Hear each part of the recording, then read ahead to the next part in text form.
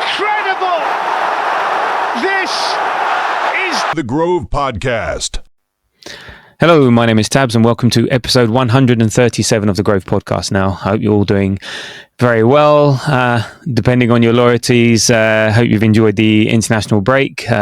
I myself am just back from my very own international break. I think it was expertly timed on my part, having been away in India with work. So I haven't really been on top of things that much, what's been going on the last couple of weeks. But obviously I've heard the major news and the major incidents. But there was one Wednesday morning, sort of woken up a bit bleary-eyed to a ton of messages. I think it was almost about 200 in the Grove WhatsApp chat group regarding a certain ex-Arsenal left back and Tesco carrier bag fan scoring a screamer for Scotland to take them to the World Cup. So joining me to talk us through that is the Grove Podcast's very own proud Scotsman is Jamie. How are you? Have you recovered from that incredible game? How happy are you for KT? And isn't it nuts that his goal wasn't even the best goal of the night? It's pretty insane. It was like 3 of Scotland's greatest ever goals in that game, which was absolutely banging. I'm still having James McFadden against France above all others, but nonetheless, I will take 3 of the entries in the top 5 because the only other one that gets anywhere close as well is Archie Gemmill. So, yes.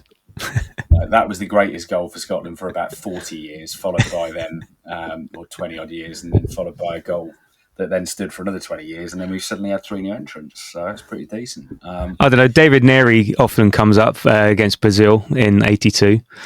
It's not in it for this, I don't think. It's not. No. We're just surpassing. Plus, it's actually nice that obviously the Archie Gemmill goal was futile. The James McFadden goal was futile. Not in that game. We got the result in that game, but we didn't qualify.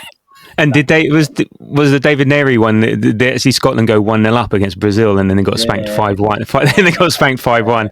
Zico free kick. And every greatest goal Scotland has scored has been a futile effort to either we've won the game but we've done nothing with it, or alternatively we've lost the match. So until Tuesday night, that quality of goal where actually it means that there's qualification. It's just absolutely immeasurably great. Excellent. So I sort of followed it sort of very carelessly whilst waking up, looking through hundreds of messages. So it was it was good. Anyway, so good. Well done to Scotland, faring much better than my fellow Italians who have just about scraped into the who've been Haaland, as they say, and scraped into the playoffs. And then it's a shame Ian isn't on the pod today. So he's our Irishman, because they were also involved in. It was nuts. It was like beating Portugal, then beating Hungary, with another last minute goal, and that took them into the playoffs. So we'll see. So I think Italy have to potentially break home nations' hearts, because we play Northern Ireland and then possibly Wales to get to the World Cup. But we've won it 4 times, so I don't want to be greedy or anything like that. So debatable whether it's going to happen again now, though, isn't it? Jesus, not for a long time. Not the outlook's not very bloody rosy, is it? No, it's going to be nuts if it'll be like the third time in succession that we might not qualify for the World Cup. Third, fourth, we've knocked out by Sweden, knocked out by North Macedonia. And so this time could be knocked out by Northern Ireland, Serbia, or Wales. So strange, isn't it? We're like reverting to a more 90s style direct football approach. We're also seeing tactical organisation and defence work be sort of the keys to success in the modern footballing landscape. And yet somehow Italy, this doesn't benefit. That's just slightly mental. It's like, you could say that everything has gone a little bit Serie A, actually, in some respects, So it's quite. But we just don't have the quality players. That's it. I mean, there's a few defensive ones we can talk about, but just the talent pipeline in Italy, I don't think is quite there. A couple of midfielders, don't you, mate? There's no magicians. That's the problem. No Casanos, no Tottis, no Baggio, no. Exactly. Del Piero, all of those wonderful 10s over the years. Yeah, they do seem to be lacking that creative spark in the middle, and then up front they've got just nobody, and they'll be sort of like rotating, and like people come in, score the odd goal, go away. There's it's nothing great. But anyway, I would happily sacrifice Italy's qualification for a fit and healthy Gabriel for the rest of the season. So that's we'll swap you a centre midfielder if you want. We'll take like Graziano Pella, to be honest. Like that'd do for Scotland. That'd be our best striker in about 20 years because we can't produce them. We've got about 7 left backs if you fancy it, and all three of the best centre midfielders to play in Serie A over the last 2 years. We just can't really produce players in very specific areas, unfortunately. Anyway. And that's centre half and centre forward, which I believe are relatively important parts of the team. You're going anyway. That's what matters, and what happens in the States and Mexico and Canada. Well, you can worry about that come July. And look, there's often the international break is often debated. You know the worthiness of it and stuff like that. But I think this one showed when there was actually something riding on it. There can be a lot of joy to be had from the internationals, and it showed how much it meant to players and fans alike.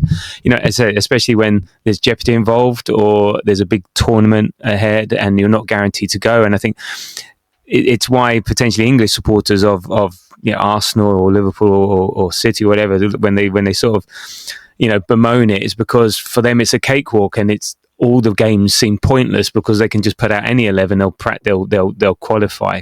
So it feels like it's often unnecessary risk for the players, and then the manager keeps playing the same players like Saka, like Rice. So it's this. I think this recent one has shown there is a lot of joy to be had from it.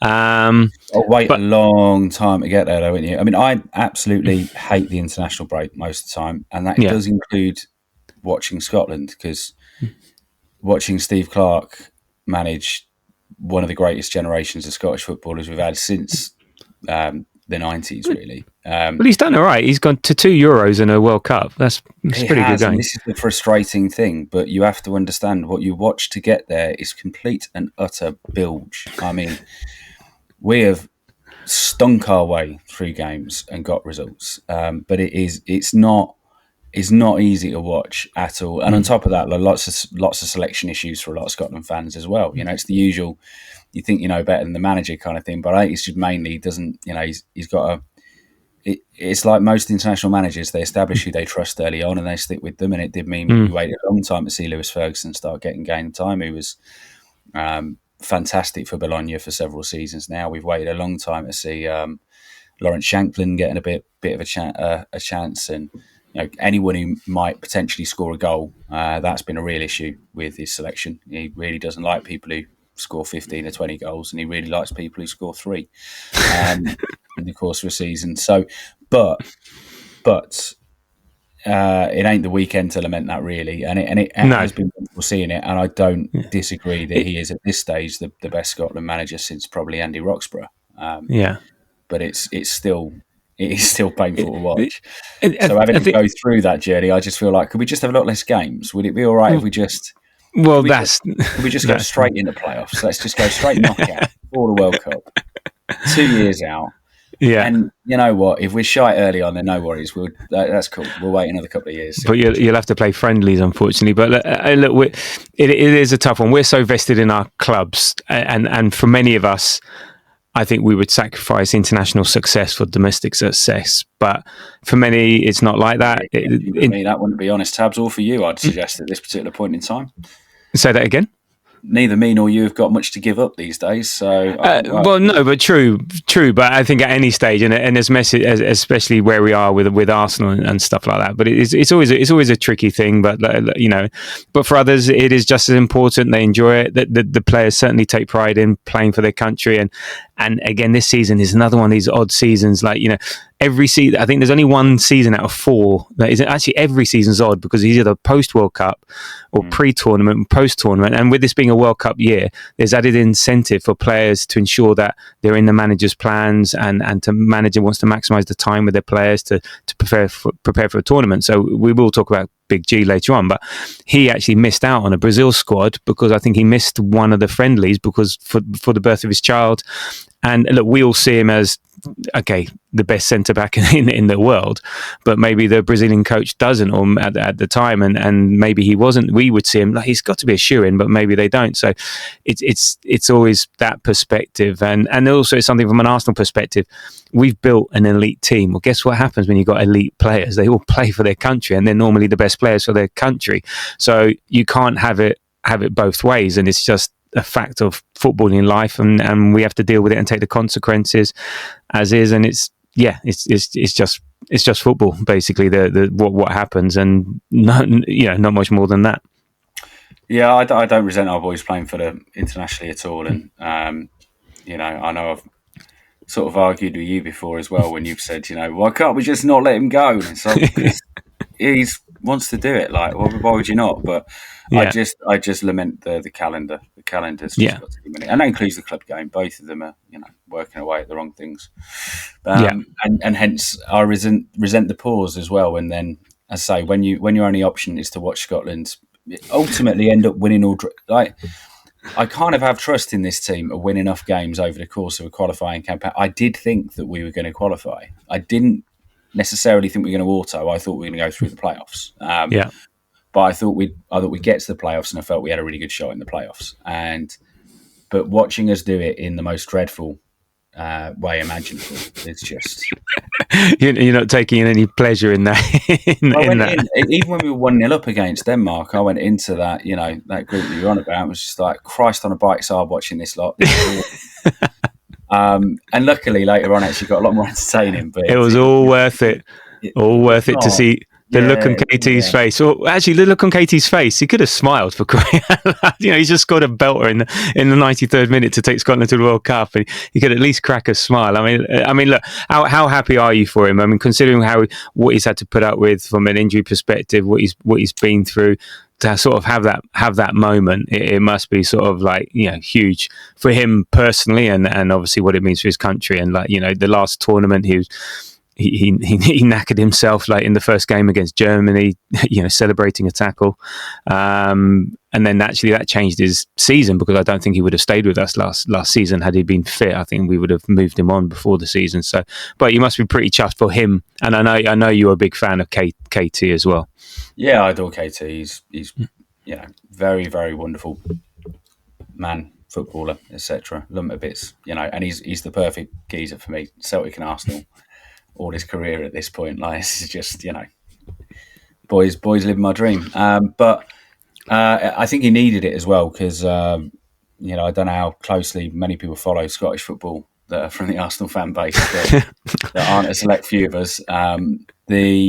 Things haven't been that smooth for him at Celtic either. No. So he's had criticism, which is odd in and of itself. Criticism from Celtic fans when you're a Celtic boy returning as the prodigal son that they were really hyping up, looking forward to him coming back, was not on my things that could potentially happen with KT. Like, I thought even if he might take a little while to get up to speed, there'd be complete sympathy. And broadly speaking, he's not been rattled or whatever, but certainly everybody's been a bit like, oh, if we got back someone who's just not the player we let go of, and not even that, but is he even really a fraction of the player?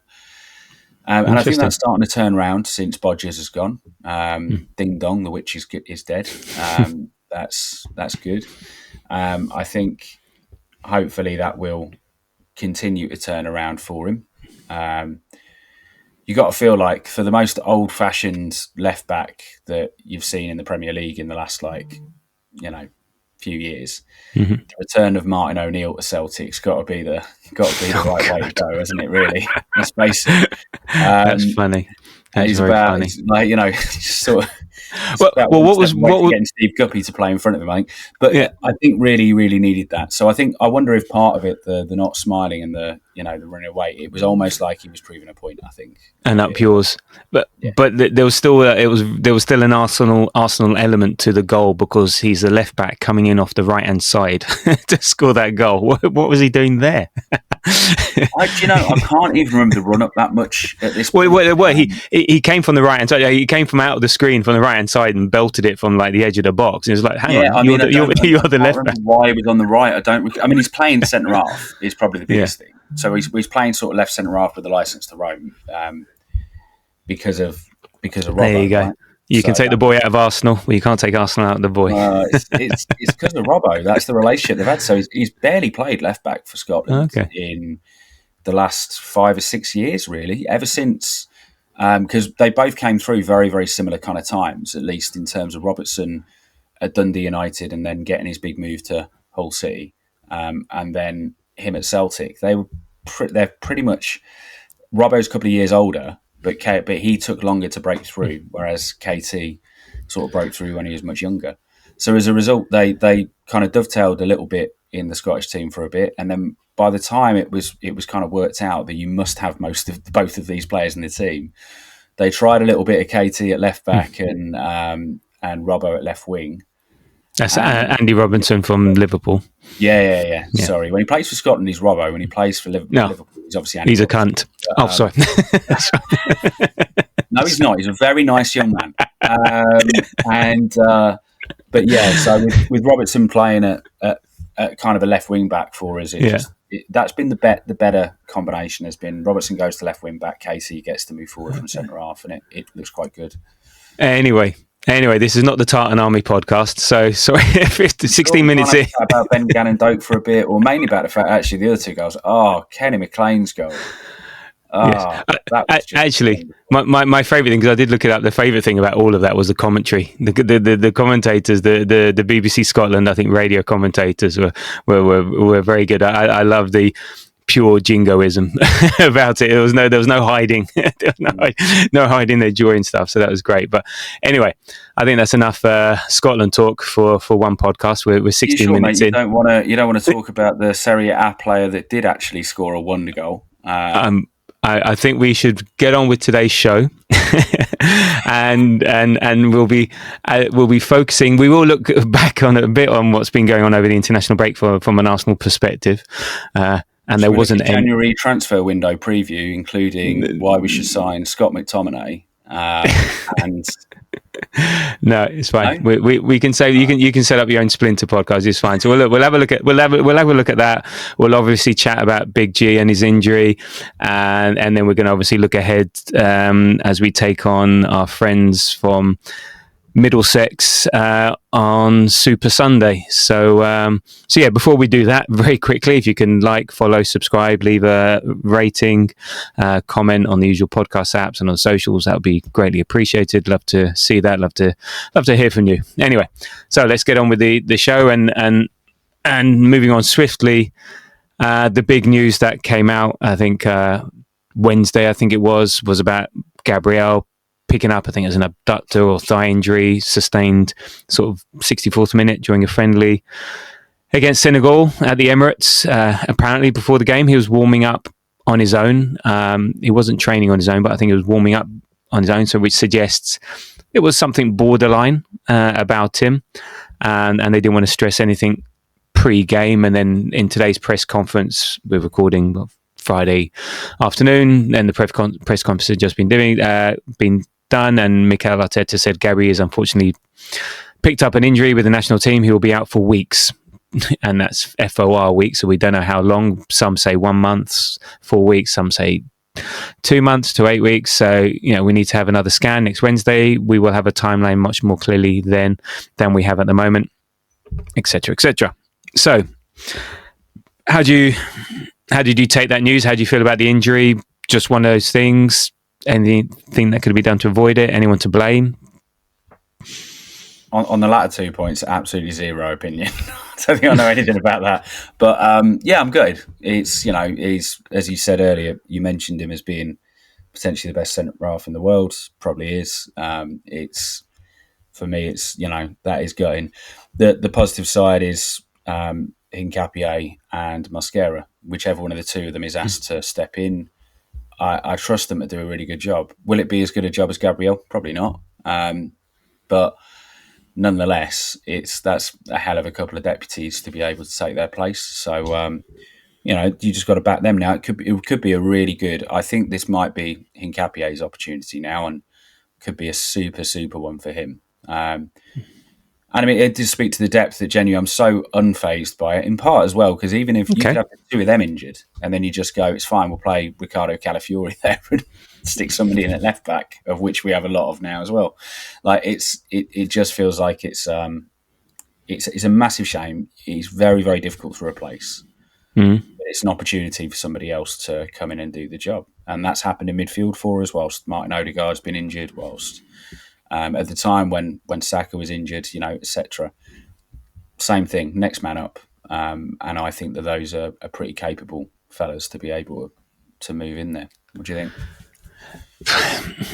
I'll get back onto the blame stuff, and I don't think you blame anyone. It's just football. Shit happens, It could have happened in training, could have happened in weekend, especially if he was maybe in the red zone from an fitness perspective. It's just what happens. Maybe he could have been handled with a bit more care. Maybe you just think, okay, a bit like Gattuso did with Calafiori. He said, look, there's a load issue. We're not going to risk him, especially when they knew they weren't going to qualify and got spanked by Norway anyway in the end. And so maybe there could have been a bit of management there. Maybe Gabriel could have fessed up a bit more. He could have maybe just sort of fingers crossed, hopefully I can get through this, especially with previous experience. Don't know, but I'll touch on that in a bit later. No, you're right. Look, we do have, at least we have the squad now to deal with it. We have a lot of cover at the options, none of which are Rob Holding. Love the guy, but so we do have people that can step up. The issue is when, and then so no, it sounds very simplistic, but if you want to win the big trophies, you need your best players playing for the majority of games, and normally you can make do for 2 or 3 games with sort of a player being out or something like that. But when someone is so fundamental to what you do, how you play, he's been up there as one of the players of the seasons, and if he misses 2 months, that's Spurs home, Bayern home, Chelsea away, Brentford home, Villa away, Bruges away, Wolves home, Everton away, Palace at home in the Cup, Brighton home, Villa home, Bournemouth away, Liverpool home. That's, he could end up missing like almost a quarter of the season. And he's a difference maker because he might be our only genuine world-class player. I get it. I think it's an interesting one. Genuinely world-class, that becomes a whole debate about what's world-class and what's not, and et cetera, et cetera. But I think you've said it before. How many players do we have who are number one in the world in their position? And he could very easily be up there. So, and he's always going to be a miss. And I think maybe it's the thing is with him, what he's done so far this season has been because we've been lacking up front with some of our attacking threat in terms of we're missing players. So he's been able to provide that option up there. And maybe if we did have our attack, if we did have Odegaard and Havertz and Madueke was fit and et cetera, then we wouldn't have to rely on him so much. So I think it's because of what he's done. There's a bit more angst and frustration about it because it's a compounding what's already been ridiculous in terms of having primary players. It's not like you have your secondary players. So it's not like, okay, Mosquera is injured or Hincapié is injured. No, it's your primary players that are injured. So Havertz is injured, not, Odegaard's injured and stuff like that. So you've got these primary players. It's not just secondary if you know what I mean. And that can have a big difference. And you said you can make do for 2 or 3 games, but when you're going into that many games, you will miss him. I think we will drop points as a result. So it's going to be, don't know. It's going to be interesting. Hopefully, it's only a month. But when you say he's going to be out for weeks, that doesn't sound like it's a month. And look, here's one statistic that's a bit scary. So our Premier League record with Big Gabriel playing is we've got a 64% win percentage, and without him, it drops down to 42%. Now, that's Premier League as a whole, and that's including our Rob Holding and Callum Chambers and Socrates and Mustafi and who's the big fuzzy head one from Chelsea. The one who got sent off against Wolves, I've forgotten his name, Brazilian. Takes free kick. Yes, him. Yeah. Sideshow Bob. I've forgotten his name. Yes, that's it. So there's an element of that to that. So I thought we meant William for a bit, and I was like, no, he didn't play centre half. It wasn't for him to Gabriel. But am I being too gloomy? Is it the fact that we can't go on about how brilliant a squad we've got if as soon as like a player goes out, we go, oh shit, we have to rely on the squad. So you can't have it both ways. So am I being too gloomy? Don't know. I mean, those elements, the guys who fill in at centre half are a this season improvement, right? We haven't had that depth in that position. So, I mean, obviously, we had the Spalakivior coming into the team and did really well with him, I will point out. But he's the only time really that we've had somebody, and it took him a few games to work it out, but that's been able to step in and do that kind of job. I think we've known of everybody else that, I mean, actually, if you're talking about the entire history of Gabriel, any stats are also completely skewed by the fact it's not comparing the likes of, for instance, even if you compare against an Odegaard, where he's pretty much only been with us since we've rebuilt the team to some extent, at least permanently, yes. Whereas Gabriel was there for, even the very fact that you can say about David Luiz having been a defensive partner of him, that kind of shows the team that he was in at one point. So, look, whatever. I get it. I get the point, but I don't. I think you've just got to deal with it. It is football. You're going to lose the players, and it is next man up, and those next men are the best that we've had in a long time. So I'm less anxious about it than I would have been. A year ago, I'm a lot more anxious about it. And then 6 months ago, I'm a little bit less anxious because Jakub Kivior looked like he was a half-decent deputy, and I'm a bit less. And now I'm super less anxious about it. I'm not worrying about it. I'm just going, this will be interesting. We'll see what happens.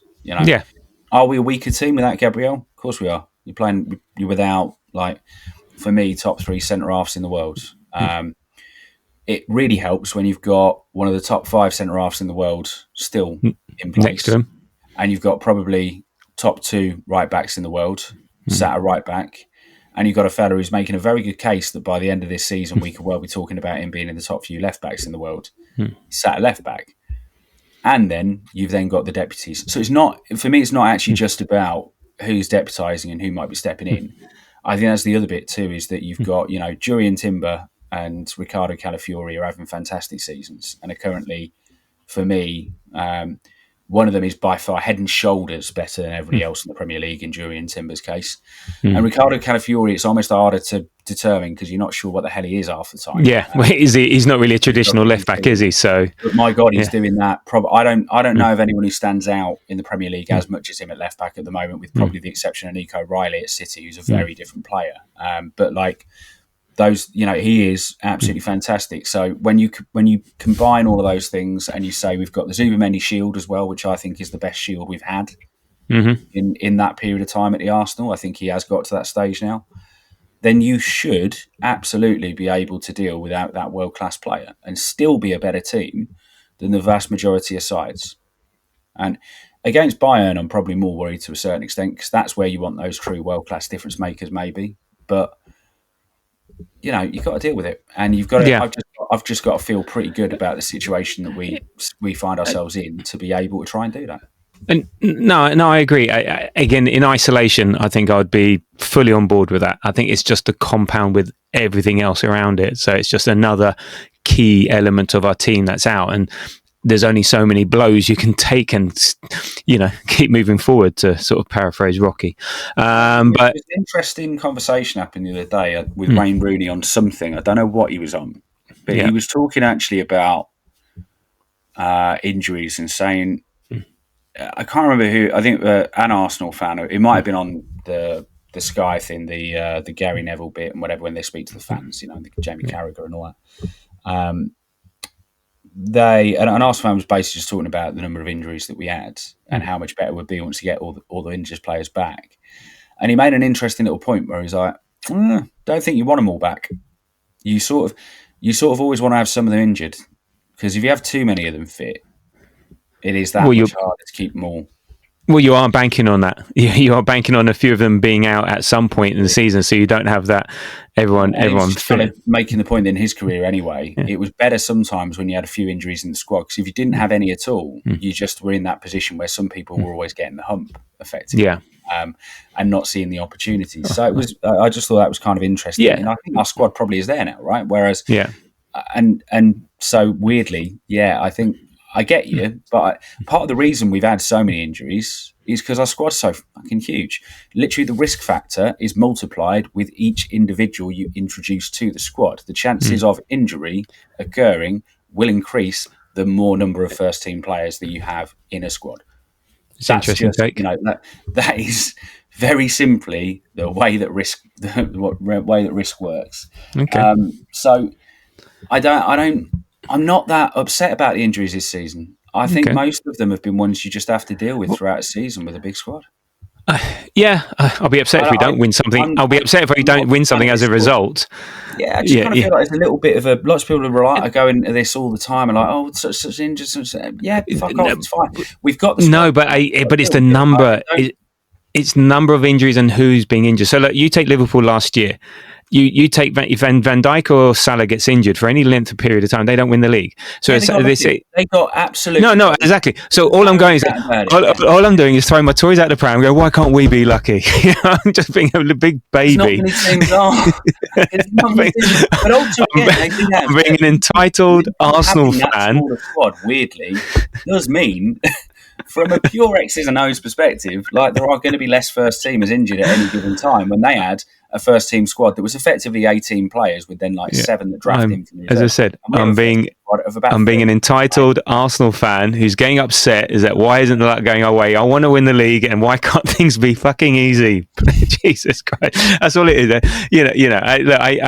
get it. And look, that's why you've got the squad Arteta's learned, but bloody hell. I mean, look, and the reason why these injuries happen, everyone's looking at it. Is it anything that we're doing in training? Is it anything that Arteta's doing? Is it the way we play?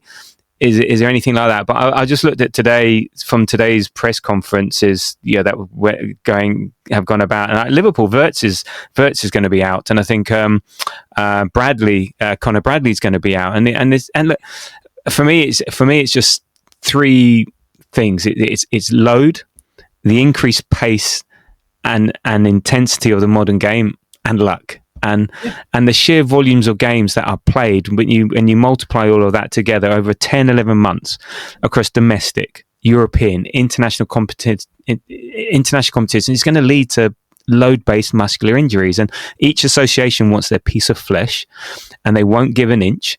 So nothing's going to change from that perspective. But the ironic thing is that the quality is going to diminish. So the quality of each of these competitions is going to diminish because the best players will not be competing in the showcase matches because they'll be injured.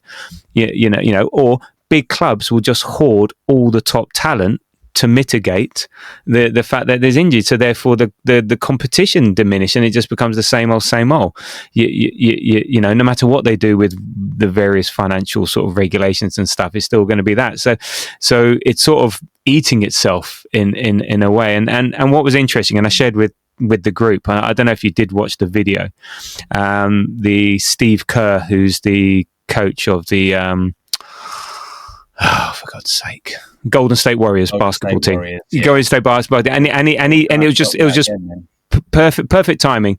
Okay, and he said like he's concerned about the increase in soft tissue injuries across the NBA. His medical staff believe the increased pace paired with the schedule has led to it. They believe the wear and tear, the speed, the pace, and the mileage is factoring into these injuries. And he went on to say, it's basically you play, you recover, you play, you recover, you play, you recover, you play, you recover, and that's what's happening with our players. That ability to build up the body to sustain the volume and everything that's going, you're not. And this is why when we spoke with Dr. Mitchell, like pre-season, that the pre-season is when you get your fitness, and then the rest of the year is hanging on for dear life, trying to keep on to that fitness or maintaining that, or basically how much can I play slightly hurt, because all players are playing hurt with something at one point and the other. And it's just so it's not just in football, but it's the fact that he references the same points that's happening with football. It's just, he said that, they're literally playing every other night. So how do you get the body? This being match fit, but how do your body can at some point will give way. So, I'm now less. I'm sure we can look at stuff in training or in something like, or the way we play, but I'm less down on, in the past, like saying, Arteta played Saka too much, we did this too much, we did that too much, or something we played too intense, and the rest of it.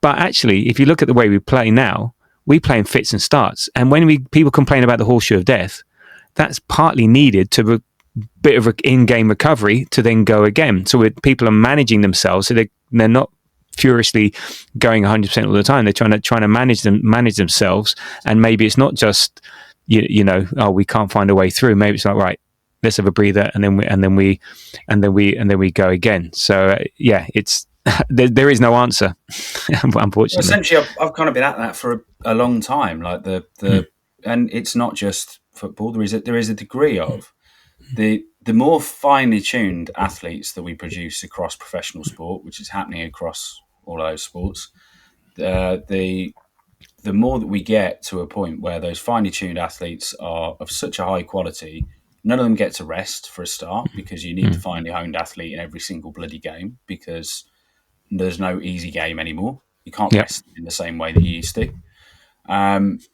And you kind of and they're pushing themselves to breaking point the entire time because they're playing at such high intensity. It's not just football. You see it in the NFL. There's more injuries than ever in the NFL.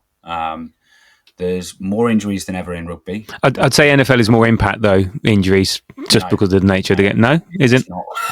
Oh, really? Is it still a lot of muscular? Unfortunately, Tabs. Okay. Oh, no. Yeah. I was just expecting just people running under. Very low proportion of injuries in the NFL. Very low. Oh, okay. Yeah. Okay. The vast majority of them are muscular, and okay. You, on the other hand, in American football, you pretty much never see broken bones. Weirdly, because there's so much fucking padding. Well, if you think about where the contacts occur, they are largely upper body. They're largely the impact with the ground is a big thing for concussion primarily. But they're mainly and the surfaces are so much better, so you're getting less contortion and rotation issues. And you also get some things that you won't get as much in the UK, like turf toe, for instance. There's a much bigger thing on those surfaces and the way that they play them. But yeah, that either way, that's very similar again. It's there's a huge number of practice injuries as well, which are largely played pads off, no contact. But it is it's an incredibly high intensity sport, and it's the same way then as with football, and say with rugby as well. And again, rugby, it's not contact injuries. They're not contact injuries in the majority. There are lots of contact injuries in rugby. There are more than you get in American football, but there's also just huge numbers of muscular injuries as well, and wear and tear and so on as well. Because again, everybody is bloody massive. Everybody is finely tuned. You got far less muscle injuries back in the day when guys were less fit, when they had a second job. Why? Because they didn't run as hard or as fast. They didn't change direction as quickly. The repeat sprints. They literally never stuck any of their, their bodies weren't being pushed to the absolute limit, and they didn't have the capability to go over that limit at times. And whereas these lot do. And I think that's the biggest cause of why this is not an Arsenal problem. No.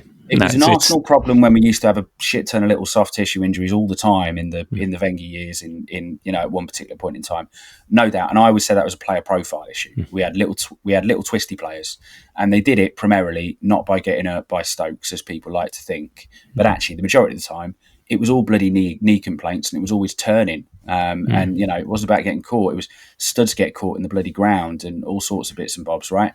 And lots of wear and tear and whatever. That was like a profile issue for me. Well, now the whole league's got a profile issue in that everybody is such an athlete that they are constantly kind of playing on the precipice of injury for me. But I'm also not an expert in it, but I look at what I look at, I listen to the bits I listen to. Yeah. And that's the conclusion I've been at for a long time is like, and you're seeing it in other sports. Yeah, it's just low, and then everyone wants a piece of flesh. It's money, and the schedule is too busy. The schedule is far too busy. But then even as well, I think even their practices are effectively higher. We have a lot of practice injuries, right? We have a lot of training injuries. Well, in a way, but you've got to prepare your body for what's happening. You can't prepare softly for a hard high intensity. Yeah, to be able to keep people going. So it's a bit nuts, and it's So it's not going to change, as you say. It's not going to change. So again, it's going to come to that. The top teams are going to hoard all the big players, and then that becomes a dull thing at the end of the day. And I think that's why we like the. I know we're talking about American sport, like the NFL, because there's a bit of egalitarian about it. There's a bit of a shared of the skilled resources out there, and one team can't hog everyone. Unless they make bad, anyway, for whatever reason. But you get the point. But look, it is what it is. We have to deal with it. And look, if we maybe it's just going to be one of those fucking seasons that when we do come out of it at the end of it, we're just going to be like, well, we bloody earned that one. No one handed that one to us. One thing I don't like, one thing that disappoints me. I want everything to be as easy as possible. I want to see us at our best. I want to see what our best team is like on a consistent basis. Even maybe you can't always get your best team, but that would be nice to see. What he had intended with what Arteta had intended with Havertz playing and Gyökeres as a sub, or vice versa, with Odegaard playing and Eze maybe being on the left, or Eze being dovetailing. What's he going to do with Hincapié and Calafiori and Emin? I just would like to see that. Would like to see us at our best for a bit of time, not just always managing, just getting by, getting through, sort of thing. And that disappoints me, and I feel like we're missing out. So our squad should be about how brilliant a team we're going to be and how we're going to use that team over a period of time, not, he's fucked, you better go in and play in his place for the next few weeks, and that's disappointing. But it is what it is. We're still a very good team, as you said in the group the other day. We're still fucking very good. So we could be a lot worse off. And just in terms of the rest of the international break, I think most of the players did okay in terms of, there were 2 games and most of them only played one or a bit of one and a bit of the other. So there was no one, I think, apart from Hincapié, who played the 290s for Ecuador. No one else played the full game, and even then Hincapié's sort of like, I think they played New Zealand and Canada, so I don't think it was the most taxing of games. And he could do with a few more games, in fairness. Right? Yeah, he's one of the ones that would be, probably, exactly. He hasn't looked lacking sharpness when he's played for us, but he should be. He's the one who didn't get a start to the season. Yeah. And he's a bit of a clean sheet maestro as well. He's had 7 consecutive clean sheets personally from when playing for Ecuador. So we'll have a bit of that. Thank you very much. What I did find interesting is that the one person to have played 3 games. So of course, let's flog our youth. Max Dowman for England under-19s, they had 3 games over this period. And it's sort of like, sorry, is no one listening? Is no one understanding here? It's like, do you not get it? Why are they playing 3 games? Maybe they're not playing so much in the intensity, but eventually it will always catch up. So again, you've got to be starting at the very beginning, just manage the minutes. The majority of those players, if they're playing PL2, that's like 24 games in a season, is it? And then maybe I know. And you've got the old LDV vans, which is potentially going to add like somewhere in the region of 7 to 8 games in a season at most. So it's not, if you think of it that, and depending on what age grade he was at, actually, because he was playing for under-19s, so he's playing like So actually, a lot of them aren't even playing PL2. A lot of them are playing in the youth, which is like, I think as little as 18 games in a season. Okay, I can't. They play really. It just looked wrong. Yeah. It just looked wrong. If the whole discourse is about number of games, and you see, they've played 3 games over the 2 weeks, I'm just going on how it looks. Maybe what you're saying is absolutely right, and they can manage the load and all the rest of it. It's very hard to trust. They play a lot more internationally at that age group because they're expected generally to be, and it's one of the reasons why they'll just not pick them if they're too big in the Premier League, because they can't fulfil the international fixtures. But the Scottish under-17 team played something stupid like about 12 games last season, and after the lads who played for them played like as much for Scotland under-17s as they did for their clubs. They do play a lot less at age grade in England and Scotland at the very least. So I think that's where it kind of catches. Okay. Oh well, it makes sense. And in terms of any particular highlights, Zubimendi scored against Georgia, and then we had Bukayo Saka, who scored against Serbia, lovely cushioned volley, and then obviously Eze with his tap in against Serbia as well after the Foden put it on a plate for him, and yeah, all that jazz. I can't be bothered getting into all that, but yeah, that was very ridiculous. I don't know. You know all about that, all the Foden Eze discourse. I never seen. I recently saw the original bit. I've just kept scrolling past it because it just seems really pathetic. It is. Worry about it. Do you know what I mean? It was just a line of commentary where somebody. No, but that's the thing. It wasn't just the commentary. It was the interview afterwards, and then the England social media team. It was all again. But anyway, I think other pods and everyone else has done it to death. So we'll not follow suit. It didn't look like a particularly wonderful pass either. It just looked like it wasn't.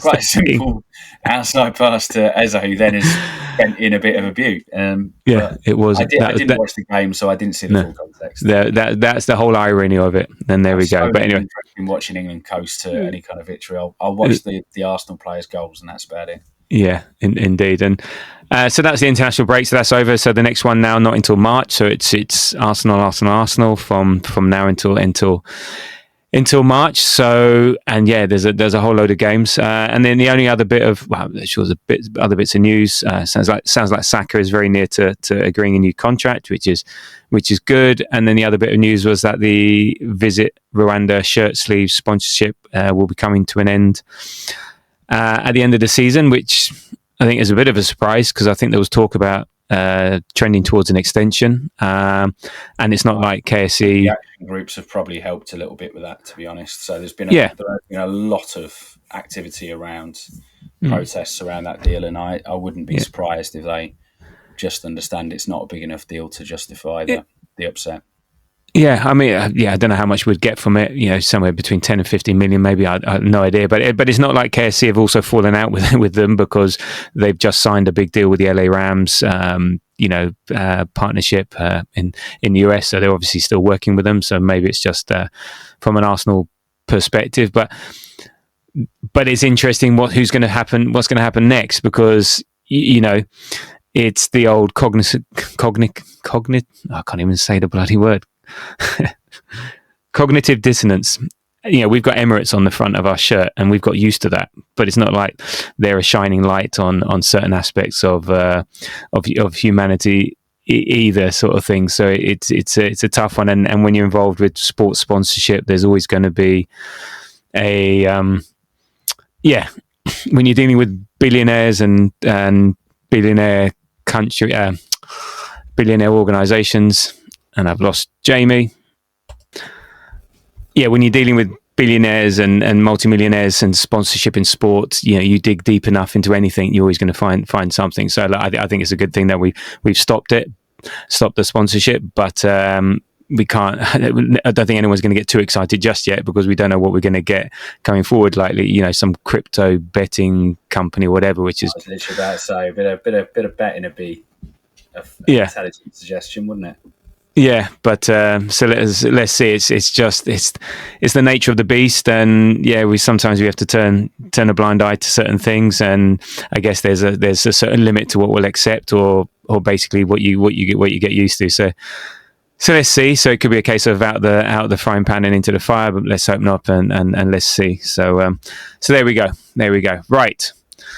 That's that done with, and now we can get back on with the football, and we take on Spurs at the weekend, the 12th match of the season, Super Sunday, 4:30 kickoff on Sunday at the Emirates, and I like to call it the let it all work out derby, because Arsenal fans, of course, know that's the song associated with the Eze signing, but for some unknown reason, Spurs official decided to use it for the signing of Xabi Simons, which was either really piss poor attempt at trolling or complete lack of self-awareness.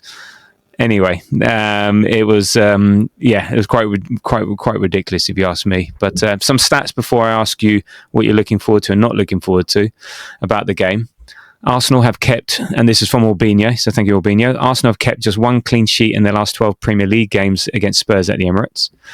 Tottenham have won just one of their last 32 Premier League away games at Arsenal, none of the last 14. So Arsenal won 9 and drawn 5. Arsenal's opening goal has been an own goal by a Spurs player in the 4 of the last 5 North London derbies. Spurs haven't. I know, ridiculous. Spurs haven't kept a clean sheet in the last 26 Premier League visits to Arsenal, and Son and Harry Kane have scored 22 of the last 29 goals Spurs have scored in the North London derbies, including 9 of the last 10 in the fixture. So unless they're bringing them back on loan for the weekend, they might have some trouble, especially because Solanke's out as well. So we could be just 1 point above City by kickoff. So with all that in mind, what are you looking forward to and not looking forward to as far as Arsenal-Tottenham's concerned? I'm not looking forward to the agony and anxiousness of every moment until you're 2 goals clear of Tottenham. That will start probably sometime around Saturday night, and hopefully within 10 minutes, but we'll see at the kickoff. But we'll see about that. What I'm looking forward to is I'm in the clock again, which I was for the last NLD as well. I'm a little bit close to the Ashburton Army that I'd like to be. You'll be holding up the tifo. I'm pretty much in the gaff, yeah, absolutely. So I'm in with them. But you got your drumsticks. Yeah, I maybe should put that in. Not what I'm not looking forward to. But actually, no, I do. Actually, I love being in the clock for the derby and for the big games in general. It's a great place to be. So next to the away fans, to having to watch back any goals that happen down the North Bank ends, but getting a fantastic view of anything that goes in down our end. So yeah, it's all about the atmosphere. It's the NLD, and it's always fun at Emirates. So if we can just keep business as usual and keep on winning those, put yet another notch on the on the board, then delighted, Yeah. I mean, I think like you, I'm looking forward to the final whistle, just as long as we're winning, and looking forward to see how we'll cope without Gabriel. What Arteta's thinking around the team. Yeah, I think like everyone else is not looking forward to it. It's a North London derby, and no matter how bad they are, it's always a bit of a tough game. It's always nervy, tense, and you're sort of only enjoying it when you're sort of like 2-3-0 up, or once you've won and it's full time. Otherwise, it's sort of like just that. And again, this is going to have added pressure in terms of league position as well. And we are the better team. We should be winning. We're at home, so all of that feed into it. And pretty much they've got, not that they've got nothing to lose, but if they lose or even draw, then that's sort of part of what they're expecting and part of who they are. Whereas if we come away with a draw, that's going to feel like, again, two more points dropped. So it's a huge game, and like every game's going to be like that. Every game's going to come across seeing as huge, and this is sort of why the Sunderland result and that last minute goal is still a bit galling, because of just having that little buffer is always nice to have. And I know that's football and you can't always have that, and we discussed that before the international break. It's just little things like that. You just think, if we just had that extra couple of points, it can make a bit of a difference, and maybe you can have a bit of leeway elsewhere. But that's where we had a leeway. So then now we've got to go away and win this one. So in terms of the lineup, so again, the press conferences were taking place just before we recorded, and Arteta gave some injury updates. So on Calafiori, and before I was going to mention this earlier, I saw this stat today on Calafiori, and I thought this was brilliant. If I can bring it up, if I can remember my passcode. Only 3 players have had 5+ shots with their right foot, 5+ shots with their left foot, and 5 headed shots in the Premier League this season. Igor Thiago for Brentford, Jean-Philippe Mateta for Crystal Palace, and Ricardo Calafiori for Arsenal. I knew it was going to be Ricardo, yeah. As soon as he said that stat, I was like, it's going to be Ricardo Calafiori. That's brilliant. I love that for our roaming left back. It's incredible. So how we've moved on from Zinchenko, it's incredible. So yeah, look, he said Ricardo Calafiori missed the Italy games. He wasn't available. He's been carrying a few things. We had to bring him back. He hasn't trained yet. We have another session tomorrow. So let's see. On Martin Odegaard, Gabriel Martinelli, Gyökeres, Kai Havertz, Jesus and Noni Madueke. Said, we put a lot of energy in the international break with the medical staff to try to bring them back as quickly as possible. Tomorrow we have another training session to see how they are feeling. If this game is too close or they can have a contribution in the game. I'm hopeful we can make a step tomorrow, but certainly I cannot tell you. so he's not giving too much away. It sounds like maybe a couple could be back. I think Madueke was potentially close for the Sunderland game. Maybe Odegaard, you'd see him jumping around celebrating with his Norway mates, and maybe his knee's not so bad. Jesus, we've seen pictures of. So for Jesus, we've actually seen pictures of in training, and the one for me is interesting. Martinelli. No, we don't actually know what's wrong with him. He came on, I think, for the last few minutes against Palace, and we've not seen him since. So that's a strange one that he suddenly got injured. But with all of that in mind, how do you think we're gonna line up? What would you say is going to be our starting 11? Who do you think we're going to be playing at the back? So it's Raya, it's Timber, it's Saliba, it's either Hincapié or Mascara. What would you want, and what do you think Arteta is going to do? I think he'll go Hincapié. I think he's probably seen enough now to go. He does the right, Mascara does he does the left, Mascara does the right. Mm-hmm. However, I think that also might depend on Riccardo Calafiori. So if there genuinely is a Calafiori issue, then I wouldn't be surprised if instead of seeing MLS there, we see Hincapié at left back and Mascara at centre. Mm-hmm. I think that's another possibility as well. So, yeah, that they're sort of the two interesting positions midfield wise. I mean, we're very definitely going to see Zubi and Rice, and then the question mark is obviously: do we see Eza? Do we see? Is it going to be Eze? Is it going to be Odegaard coming back from injury? Who Nwaneri might be fit. It's not going to be Ethan Nwaneri. I'd love him to have that faith, but I think we're hearing a lot at the moment about potential of a loan in January. I think that's probably the way it's going to go, and I think that's the right way for it to go. Yeah, I think that's picking up a lot of speed at the moment. Ethan Nwaneri to go out on loan. Would you want that? Absolutely. Yeah. Really? I think Ethan needs. I think Ethan will really benefit from an ESR, from a spell out in the likes of Leipzig, that kind of team.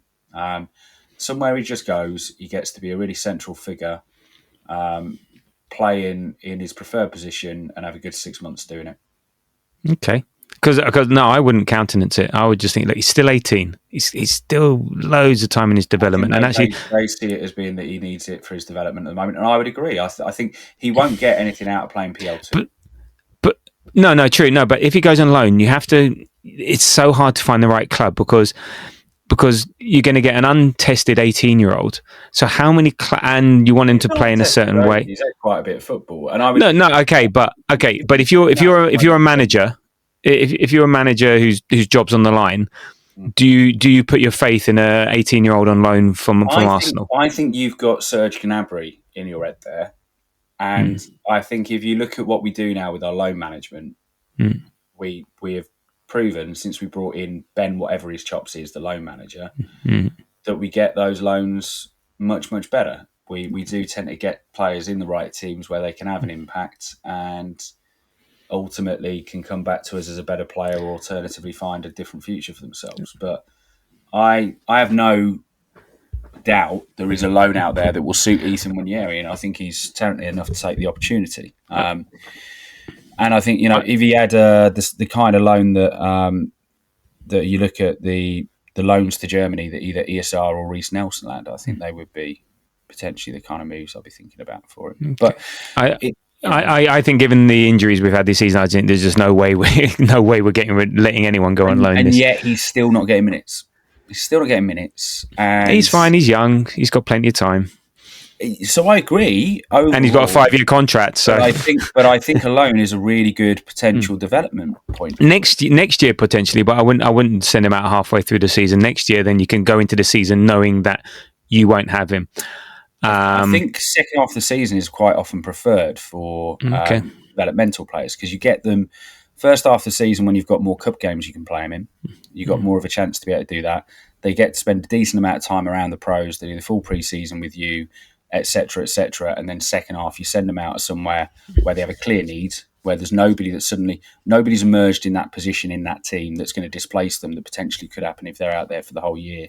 And the worst case is that you have is that the development isn't perfect for 4.5 months, whereas so it's like less of a risk in terms of how much you're placing on that other team to help the development of that player than when you send them out there for a loan, which typically then includes time in pre-season.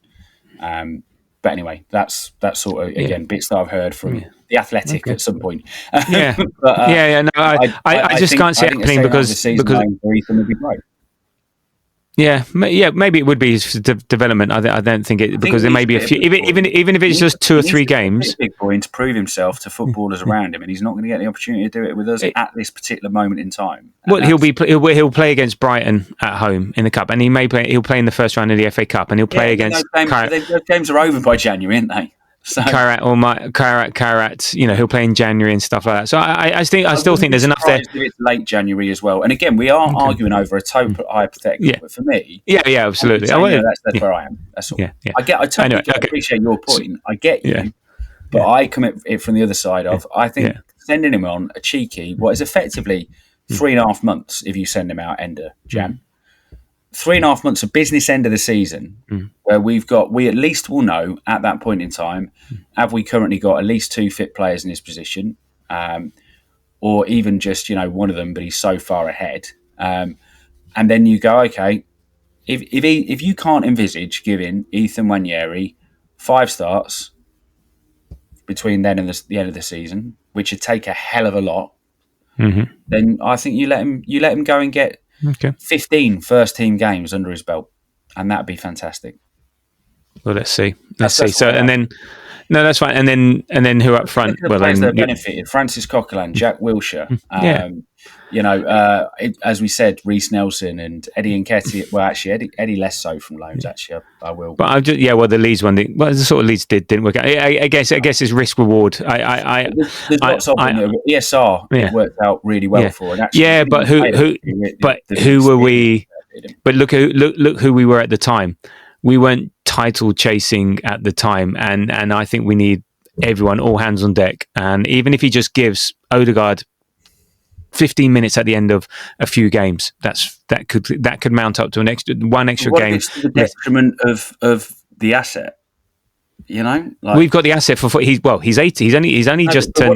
What is detrimental? If they see it as been a key development stage for him, and they think he needs those games, and if he doesn't get those games, then he doesn't. Then that's 6 months lost to progression. I think he's got plenty of time. I think he's still young enough, and he's got plenty of time. I think just last season accelerated a lot of stuff for the likes of MLS and Ethan, which they might not have seen. So if they hadn't had last year, then I don't think we'd be having this discussion. But look, if they hadn't had last year, would you actually have been? Would you have thought, oh, do you know what? They don't need to. They can absolutely go on loan because we don't need them for the first team. Well, there would be an element of that. So I just think we need all hands on deck. But anyway, that's another discussion. So he's not starting tomorrow. the long shot of that, he's not starting tomorrow. He's not going to start tomorrow, is he? We've seen from Arteta, he's not going to chuck him in a North London derby. No. So it's either Eze or it's Odegaard, depending on whether Odegaard's fit. And then and I don't think it's dependent on whether Odegaard's fit. I think it's dependent on whether he trusts Odegaard for that game as well as being fit. That's the thing.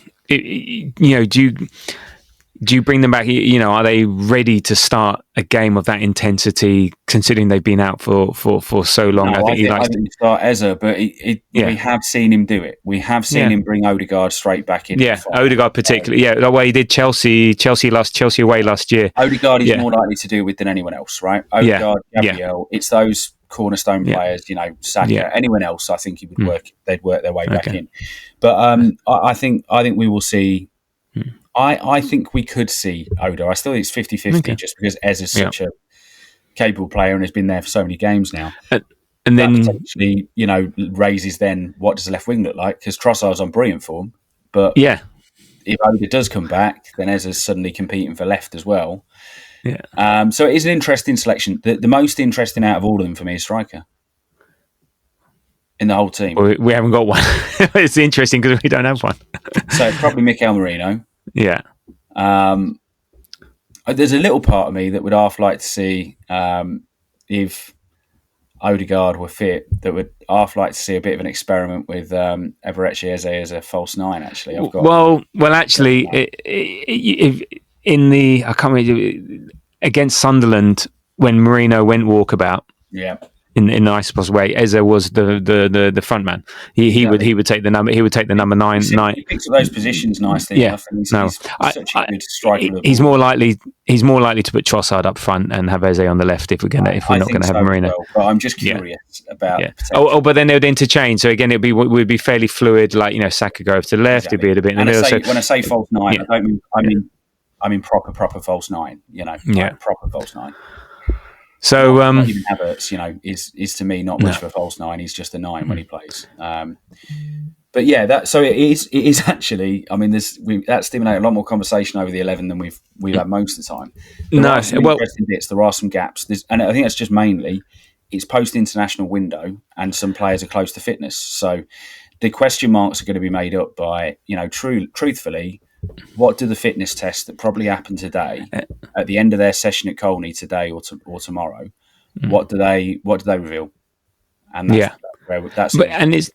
not just Spurs. Then we got Bayern midweek, and we got Chelsea away, and then we got Brentford at home, and then Villa away. So also you got to do it in the context. Do you risk it against Spurs, and then you lose them for further on down the line? And I think we're getting to the point where we are going to be more risk averse. With our players. So like, if you're fit, you play. If you don't fit, sorry, you're on the bench type stuff. Again, Odegaard is the one exception to that. That's it. But other than that, I think I would like to see these players on the bench. So I'm happy starting. So the only enforced change would be at left centre back. And do you go with Mosquera, who's had the minutes? So, right, he may not be ideally a left centre-back, but he's had the minutes. He played Liverpool away. He's played Newcastle away. He's played at the Emirates. He seems a cool, calm, collected guy. He's talented. He's big, so he can sort of replace Gabby from a height perspective. Versus Nketiah, coming to a North London derby, I think we're being stereotypical in terms of a hothead, but he's a front-footed player who goes in, and you got him against Richarlison, who's a prick and who'll wind him up. So it's like, do you need that there? Would you take him? Would you put him in at left back? But you got to trust these players. So I'm more inclined to say Mosquera, just because he's had the minutes in big games or already, and so on. And I think Calafiori. Well, again, I was more confident on Calafiori starting before I heard what Arteta said, but we got to keep Calafiori at left back purely because it's going to be a low to mid block, low block, and we're going to struggle a bit with Mourinho, and Saka's going to be doubled up, and Trossard's going to be Trossard. So we need that something different from Calafiori, and if he plays left centre back, which is an option, I think potentially you'd lose that because you don't want him going wandering from left centre back. He goes wandering from left back. So I really hope. I think Calafiori is the key to this game. But also, I've got a bit of a feeling for Eze, the narrative bingo, with the signing. But also we need a big game players, Rice and Saka, to step up. We can be without Gyökeres, we can be without Gabriel. If Rice and Saka put in a stormer, Eze gets his narrative. Yeah, we can beat this lot easy. So, but it needs them to play. But also one interesting one, Jesus. How do you feel about his return? Because he could also be another reason why maybe you would send Nwaneri out on loan, because he could potentially cover the left if Nwaneri was going to end up at the right midfield or something like that.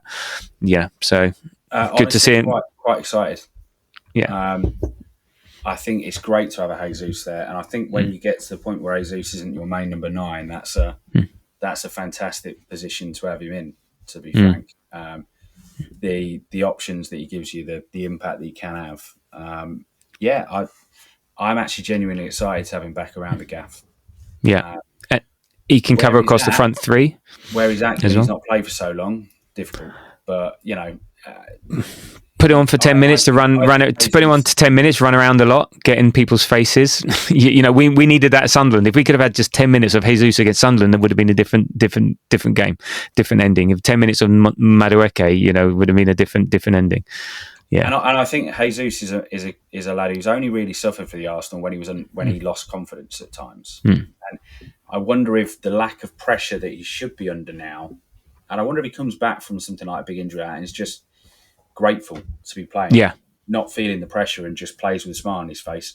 When he plays with a smile on his face, he's a cracking player. He's a really good footballer. And I'd like to see a little bit more of that for the Arsenal again. I don't want to see the back of it.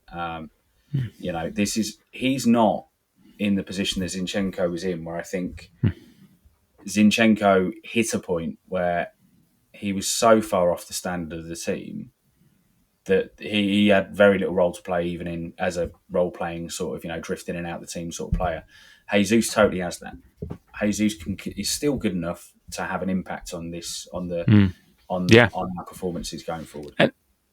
World Cup, you never know. He goes off, he catches fire, and look, Brazil are relying on Richarlison for crying out loud. So there's always a chance. So, and unfortunately, we do have to talk about Spurs, who are basically Brentford with money. They have the best away record in the league. However, they've overperformed their stats for and against, and the opposition, bar City, haven't been exactly the most taxing. So it's unsure to know how good they are. They're still very Spursy. I mean, they had to be better than last year. But we're 8 points above them. They're in 5th on 18 points. They've got 4 others also on 18 points, but they're top on goal difference. But in terms of Spursy, you saw the last game, Tottenham, Man United, Richarlison thinking he's won the World Cup by running around taking his shirt off, and then 30 seconds later, Man United get the equaliser. They got a 1-0 spanking at home to Chelsea. They've been beaten at home to Villa, but this is away.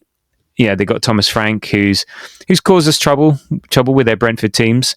So expect him to, and I think he's an admirer and a studier of Arsenal and Arteta. So I think he'll set them up just to stifle, to nullify, to be deadly dull. They're a good set piece team, defensively and attacking wise. So again, that's where Big G coming in, being out is going to be a bit of a miss. So it's going to be, they're just going to stink the place out and try and get some sort of scrappy set piece goal, some counter attacking goal. They're not going to attack us. And any threat they have is down the flanks, through the middle. They haven't got anyone really of note. So they'll, they get the attack from their width, from either their fullbacks or their wingers. And Van der Ven, who is Messi and Ronaldo rolled into one apparently at the moment, because he scored a few more goals than Gyökeres.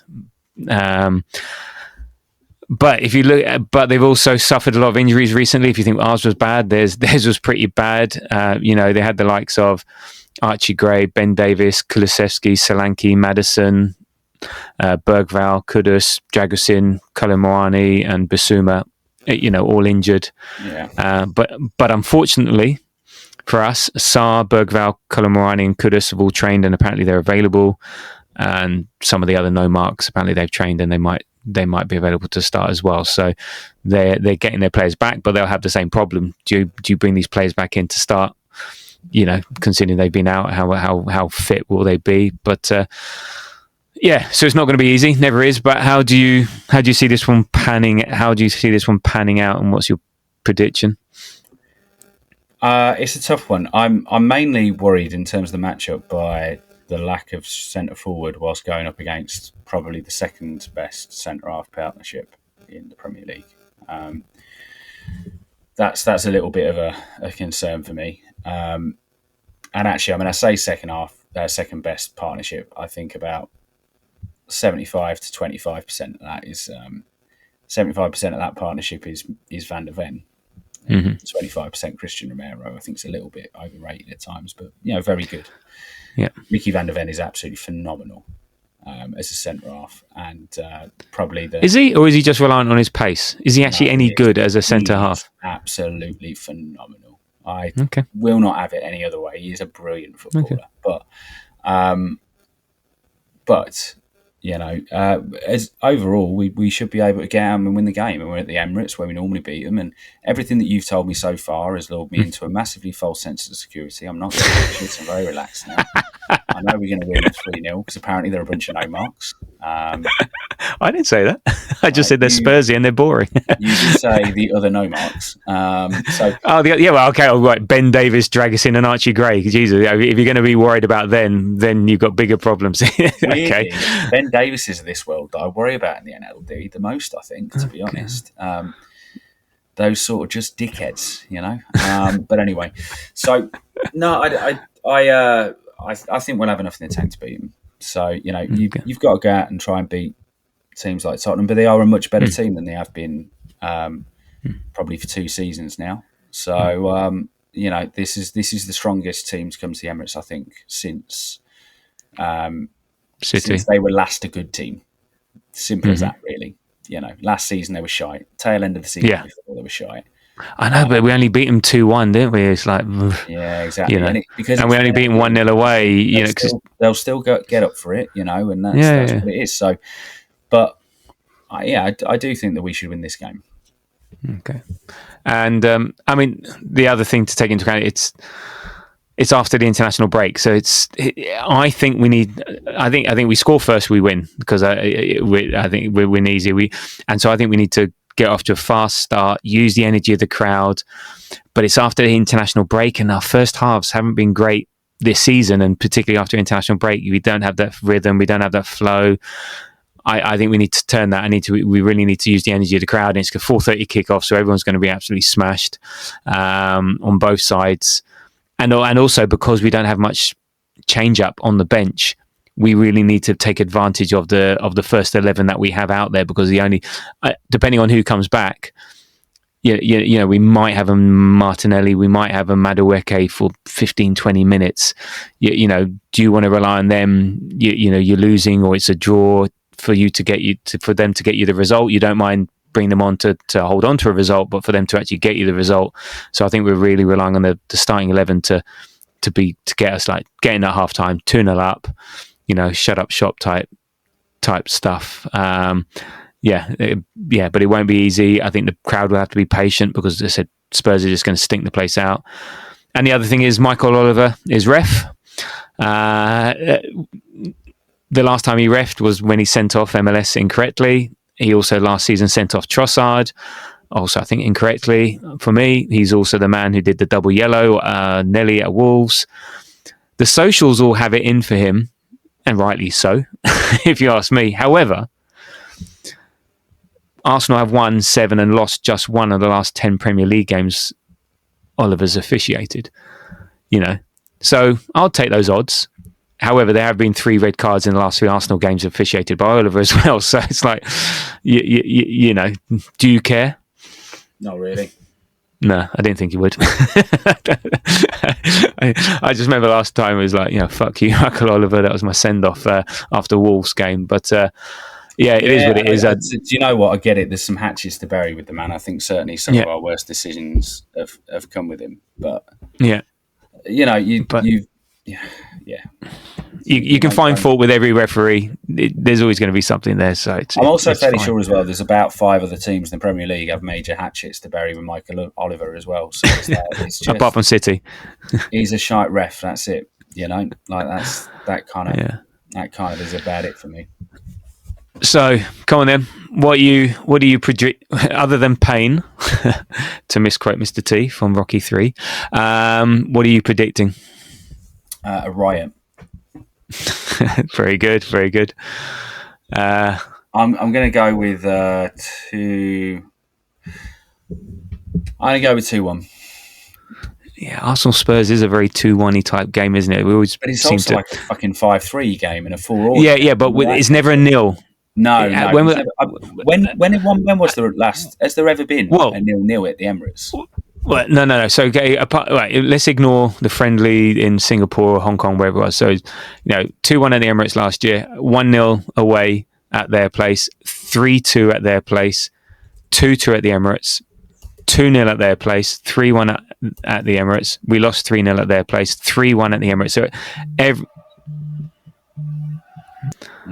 All right, sorry, I got a phone call from the wife and I had to stop. So I don't know where we are, and it came through the computer. Anyway, we tend to let in goals against. What I think the story is, we tend to let in goals against Tottenham at the Emirates. So 2-1 is a very reasonable result. Yeah, Sorry, what were you looking up? Against them at the Emirates since 2017, but yeah, and I did have a look to see if there's ever any 0-0s. There has never been a 0-0 at the Emirates. No. There's been 1 0-0 at White Hart Lane in the whole history of the Premier League, and there were 3 0-0s in the Bruce Rioch and Early and Stuart Houston / Arsene Wenger era, and that's it. Basically, over the last 25 years, 27 years, in fact, there's always a goal. There just always is. So do I go? Well, eventually, records are there to be broken, or if it looks like a duck, if it looks like a duck, and if it looks like a duck and quacks like a duck, it's a fucking duck. All right, so we're going to let in a goal. So, I'm going to go for a confident 3. I want to say 0. God, fuck it. Yeah, 3-0. We're going to win 3-0. They're shit. We're good, and that's all she wrote. So there we go. I've confidently predicted 3-0. Okay, good. So thank you, Jamie, for today, especially the Tartan Army podcast at the beginning of the show. Appreciate that. No worries. And so we will be back post Spurs, pre Bayern Munich, hopefully in fabulous moods, and looking forward to turning over our nemesis from Germany midweek. So let's deal with the Spuds, and then we'll deal with Bayern Munich. You can follow us on Threads, Blue Sky, TikTok, Insta, YouTube, blah blah blah, at the Grove AFC. And as I said, if you can give us a like, follow, if you can leave a comment, subscribe, rating, be very much appreciated. And you can let others hear Tartan Army chat in the future. Anyway, enough of that. It's time to go. Thank you for listening, and until the next time, come on you Gunners.